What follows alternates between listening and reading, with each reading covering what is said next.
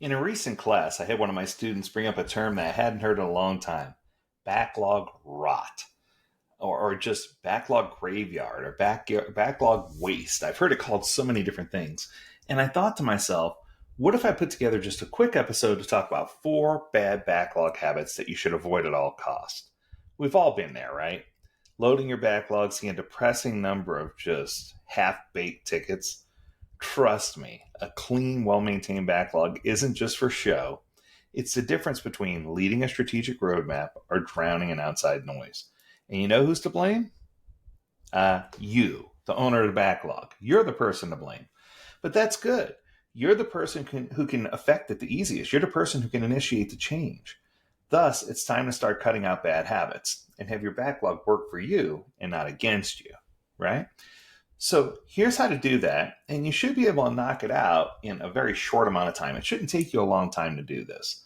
So here are the top 4. Number 1, stop putting every idea into the product backlog. One of the things that I advise is to maintain something called a product owner backlog. Now, this is an advanced concept, but the way it works is instead of having all of the ideation things inside of your product backlog, keep them inside of a product owner backlog that's a little bit closer to the chest. That way it's not extremely visible to everyone. And that way, as you start working through items and you feel the need to push things to your product backlog, you have a more clean, connected way to do it. So the things that you want to do here is just make sure that you have a pre-backlog filter of some kind, if you will, and don't just allow things to float into the backlog just because, and never, ever, ever just put every single bug in the backlog. Make sure you have some kind of way of vetting defects to see what category they fall in and how you want to handle those. Is it a category 1 urgent thing that needs to be handled right this second, drop everything? Is it a category 2 where it needs to be queued up as a first item in the next sprint? Or is it category 3 where it could sit in a known but not resolved bucket for a little while until we have a technical debt sprint? Those types of things are the things you have to keep in mind. Let's go to number 2.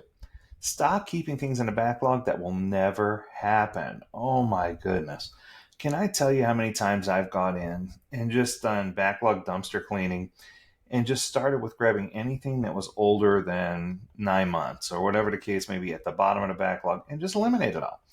If you know it's not going to get done, and if you know it's just sitting there as a placeholder, push it back to the product owner backlog or kill it, get it out there.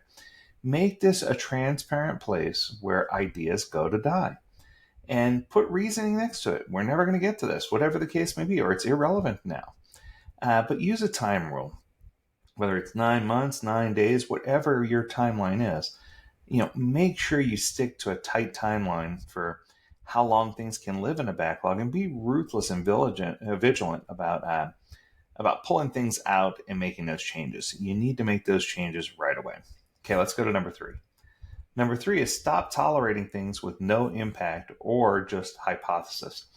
Unless it's clearly labeled a research story, you need to get in and say, okay, help me understand, how does this tie back to our vision and strategy? How does this tie back to our North Star vision? How does this tie back to how does this impact our end customer?